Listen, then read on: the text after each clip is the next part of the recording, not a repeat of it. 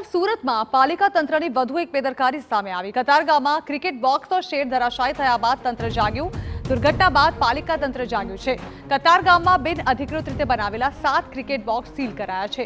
અધિકારીઓ સામે કોઈ નક્કર પગલાં ન લેવાતા લોકોમાં રોષ જોવા મળી રહ્યો છે।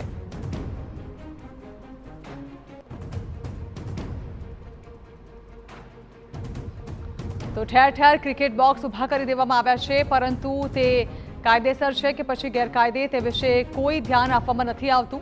હાલ સુરતમાં ક્રિકેટ બોક્સનો શેડ ધરાશાયી થવાની ઘટના સામે આવી। જો કે સ્થાનિકોનો આક્ષેપ છે કે તે છતાં પણ અત્યાર સુધી કોઈ કાર્યવાહી હાથ ધરવામાં નથી આવી અને અધિકારીઓ વિરુદ્ધ કોઈ પગલાં પણ નથી લેવાયા।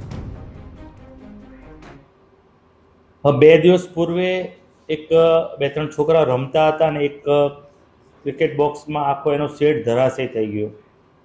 ભગવાનની અને કૃપા હશે કે ભાઈ સદનસીબે બંને જણા બચી ગયા।